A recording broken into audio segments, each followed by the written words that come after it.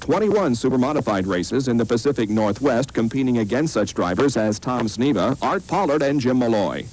Today, the Dick Simon race shops are located in an old firehouse west of the Indianapolis Motor Speedway.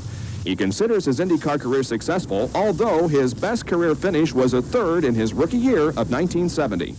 Inside, I've been eaten alive, because if you go back in my background in parachuting or skiing or any of the other sports that I was involved in, or racing in sports cars or the Formula A car, there was always wins. I mean, I just didn't think of anything other than a first, second, or third. At the present time, I'm looking at it as though, yes, I think we've had a successful time. I'm still here. Art was in my garage the morning that he got killed at Indy, and on his bicycle, and we made a bet to see who would buy the stakes. And we just rolled out onto the line, and the next thing I knew, Art was in a critical situation. There's been a lot of things like that that have made me feel, Richard, in my little prayers, you got no business feeling sorry for yourself. You're still here, you're competing, and you're doing what you like. Besides being a driver, Simon is also a car owner and is known for helping young drivers get a start in racing. Perhaps his most famous student, Janet Guthrie, the first female to make the Indianapolis 500 field in 1977 in a car co-owned by Simon and Raul Volstead. Raul Boesel, the 1987 sports prototype world champion, began his IndyCar career under Simon's coaching, and this year will drive full-time for Doug Shearson. In fact, nearly 20% of the total drivers who competed in kart last year were in some way helped by Simon. This year, Simon Racing will be one of the few IndyCar teams running two cars. A lot of it, I think the problem is that the costs have escalated so much. When I came in 1970, I bought a used car from Raul Volstead for $12,000. It had never made a race in 5 years. And I bought a used engine from Dan Gurney for $18,000 on credit. And I came to Indianapolis with an old red toolbox and a station wagon. Those days are far gone. Costs a lot more to go racing these days, but Dick says it's also easier to attract sponsorship because of increased media exposure, especially television.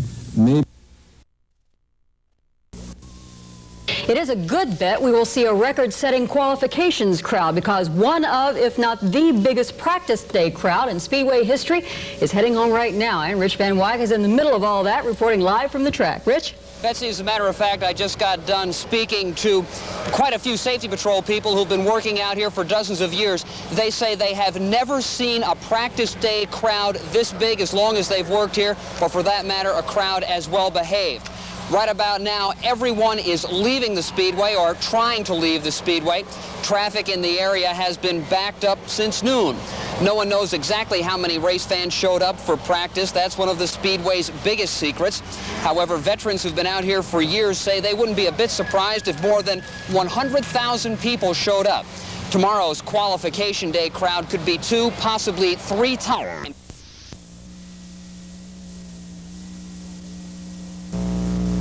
Got a race on Sunday. That's right, if Lofton can hold the rain off. Right. Crews at the Indianapolis Motor Speedway are fine-tuning those cars for this weekend's race. But before that comes Carburation Day. That's to test those setups. Darrell Burnett is live at the Speedway this noon time with 500 Update. Darrell? Kim, this is a calm week for most of the drivers, except for the guy on my right. Dick Simon, I think, works harder this week than any other week. Explain some of the things you're doing this week, Dick.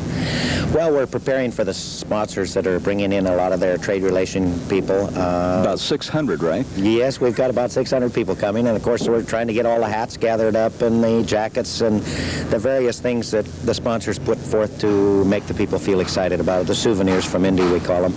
And they'll all be here tomorrow, and so we're just not only getting the two cars ready, but we're getting ready for the sponsors to come in. What are you trying to accomplish on Carb Day? Carburation Day to us, since we did all of our full load checks and everything last week, fortunately God was on our side or something, because this year went very well for us and we got 2 cars in early.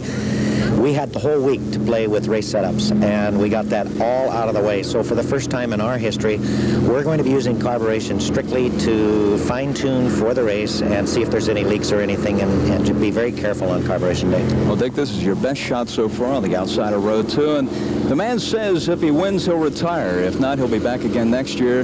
Drivers trying to keep a March or Lola under control and out of trouble demand as much concentration, reflex action, and strength as any other athlete.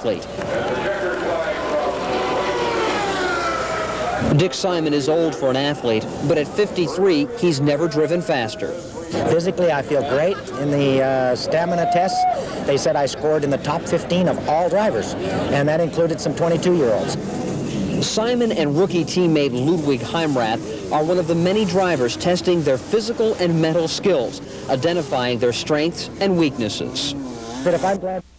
All of the leaders moving from the wet setup over to the dry, and Michael Andretti now closes down and tries to catch Allenser Jr. to fight for the lead. Also, you may have noticed that Jeff Wood has finally moved into the top 5. He started back in 11th place, and he's just been very carefully with these pit stops, managed to move his way up and moves into the top 5. Nice run for young Jeff Wood. In 3rd place is Bobby Rahal. There's Jeff Wood.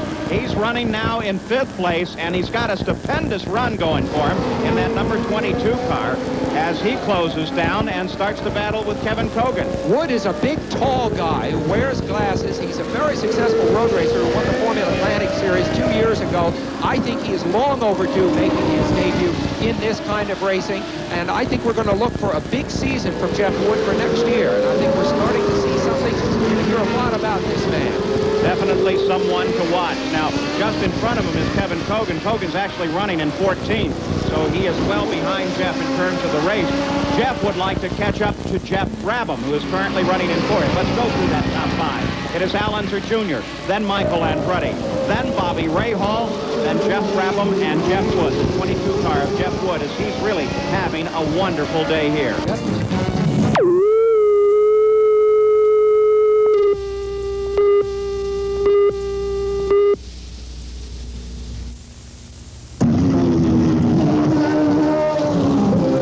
Boesel race team set an unofficial Tamiami track speed record this morning. Their $250,000 racing machine had outclassed every other car in Miami. The team is justifiably proud of the car and the teamwork that went into keeping it in such top running order. But you know, here at Channel 7, our news director has told us our cars are the best fleet in the city.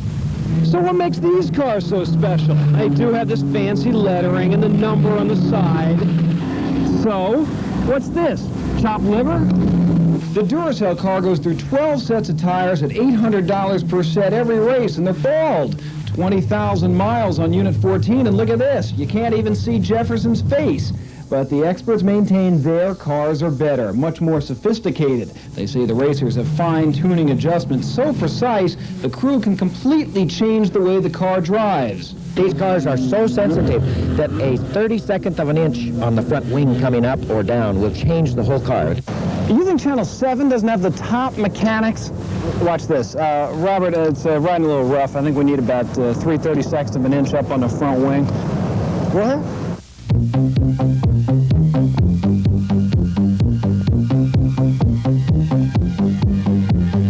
On the track, Raul Boesel doesn't just steer. He has to make constant adjustments to the wheels and shocks as well as shift continuously. You get some bliss in your hand, you know, during the race because you shift all the time, you know.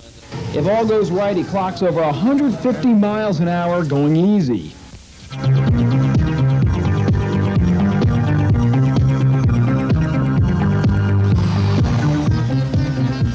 Hey, am I impressed? Look, no blisters here, and go ahead, clock me. Well, I could do 150.